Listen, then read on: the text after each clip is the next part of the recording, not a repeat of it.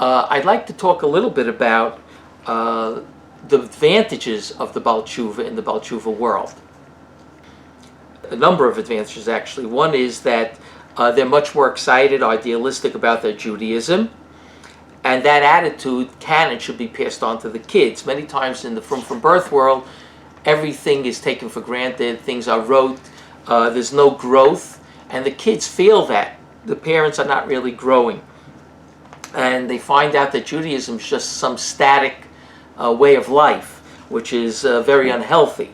So the parent of the Baal Tshuva parent really has that that advantage of being idealistic, excited about the Judaism, the fact that they turn their lives around 180 degrees is something that is very awe-inspiring, and actually it's probably heroic as well.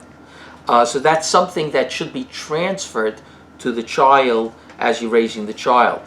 Judaism by choice, as opposed to feeling the burden of Judaism. You decided on Judaism, and therefore it's a much more healthy Judaism, as opposed to when a lot of times the FFB world, where the Judaism is sort of forced on the child one way or another, and the child may resent that and may come through in raising their own kids. Certainly what comes through is the lack of excitement. Another advantage that you have is that you know the grass is not greener on the other side, whereas when parents tell their kids who are on the road to going off that, you know, the grass is not greener, the kids always say, well, how do you know? You weren't on the other side.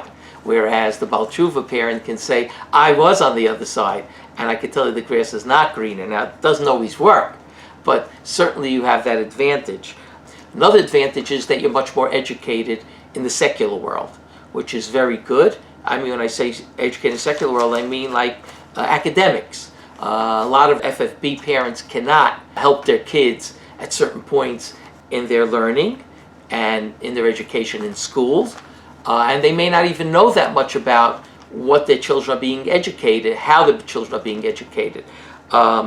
Whereas the parents who come from the secular world have gotten a really good education. They know what it's about, right? They know what good teaching's about. They know how learning is done in a healthy manner. And they can get that across to the kids, and I feel they should get it across to the schools as well. I'd like to talk a little bit about grandparents, because we have a rule in the world that kids can do no right and grandchildren can do no wrong. And therefore, the Baal Tshuva who's conflicted with what do they do with their parents or grandparents of their kids who are not observant, okay? Certainly they're not observant, they may have different family values, they may have different values in general, more liberal values in many instances, and the Baal Tshuva doesn't really know what to do with his children or her children with regard to how much they should interact with the grandparents. So I would like to talk about this a little because I think it's very important. And the first thing you really have to know is that there's no substitute for unconditional love.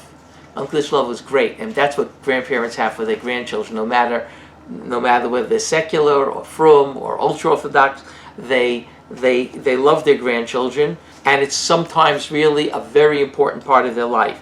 And the kids gain a lot from having unconditional love. Therefore, I am a fan, actually, in some of the cases, of even leaving the children by the grandparents for the weekend. Obviously, you have to make certain conditions with the grandparents. You know, the kids are going to have to eat kosher and so on and so forth. But that type of interaction can be very rewarding for a child to have with grandparents. You have to make sure that the children see that you're treating your parents with a tremendous amount of respect. Even if the parents are not up to par as far as your values, right? Many times you'll find grandparents swearing, right? And you can talk to them about that you'd rather not have the kids hear that. But at the end of the day, you want to show your children that you have a solid relationship with your parents, if that's possible, and that you have tremendous respect for your parents, no matter what. And that way the kids will realize that even though my grandparents are not observant, and you can explain to them why the grandparents were not observant, they weren't exposed to observance like you were. They grew up without much Jewish values and Jewish, and certainly Torah and mitzvos. But at the end of the day, even if they have faults and flaws, like who doesn't have faults and flaws, you have to. They have to see that you're giving tremendous respect to your parents, and that you're not arguing with them, and certainly not screaming at them. And that way, the kids can realize that, you know what?